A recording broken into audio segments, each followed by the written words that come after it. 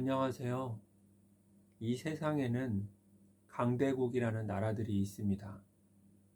그 나라들이 원하든 원하지 않든 세상의 경찰 역할을 합니다.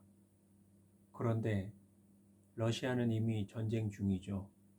미국과 유럽은 우크라이나 문제만 또 부족해서 이제는 이스라엘의 문제까지도 떠안아야 합니다. 그러면 그만큼 여력이 없어지는 거죠. 그러면 이제는 중국이 마음 놓고 힘을 쓸 수가 있게 됩니다. 미국과 러시아와 중국이 전쟁으로 바빠지면 다른 나라들도 마음 놓고 힘을 사용할 수 있게 되죠. 그러면 우리나라도 절대로 안전하지 않습니다. 오히려 가장 위험한 나라 중에 하나가 될 것입니다. 전쟁이 일어나면 우리는 어떻게 될까요? 전쟁이 일어나면 우리의 일상은 한순간에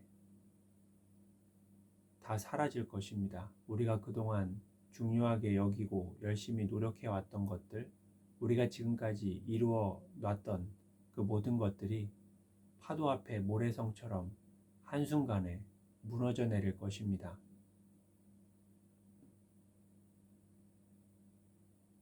그때는 우리가 무엇을 어떻게 해야 될까요? 그때 우리는 무엇을 붙잡아야 될까요? 그때는 우리가 한 끼 먹을 식사도 우리에게 중요할 것입니다. 그때는 우리에게 물 한 병이 정말로 소중할 것입니다. 하지만 그때 우리가 가장 중요하게 여겨야 되는 것은 바로 하나님을 믿는 믿음입니다. 왜냐하면 이제 죽음이 정말 코앞에 다가왔으니까요. 이제는 우리가 많다고 생각했던 그 기회가 그렇게 많지 않으니까요. 인생을 마라톤처럼 생각했다면 이제는 100m 달리기, 아니 10m 달리기라고 생각해야 될지도 모르겠습니다.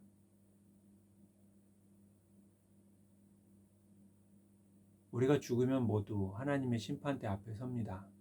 거기는 우리가 이 세상을 살면서 얼마나 힘들었니, 얼마나 억울하니 하면서 불평불만을 털어놓는 신세를 한탄하는 장소가 아닙니다. 거기는 우리가 평생을 살면서 쌓았던 무수한 죄들을 심판받는 자리죠.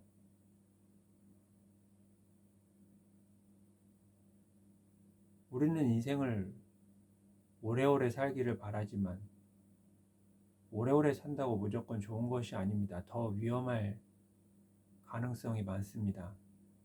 왜냐하면 우리가 하루를 살면 그만큼 우리의 죄가 쌓이는 것이기 때문입니다.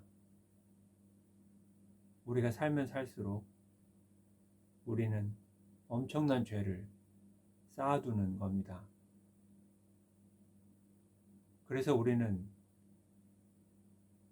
삶이 주어지는 동안에 우리가 원하는 것들, 다른 것들을 누리는 것이 중요한 것이 아니라 반드시 우리의 죄의 문제를 해결해야 되는 것입니다.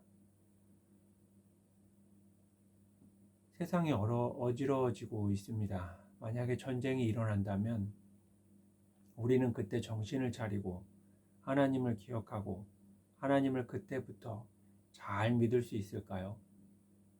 아닙니다. 그럴 리가 없습니다. 절대로 그럴 수가 없습니다. 평안할 때 그때에도 지키지 못하는 믿음을 난리 중에 전쟁 가운데 우리는 결코 지킬 수가 없을 겁니다. 그래서 오늘 우리가 해야 되는 것은 연습을 하는 겁니다. 오늘부터 부족하지만 연약하지만 하나님을 믿고 믿음으로 살아가는 연습을 해야 되는 것입니다.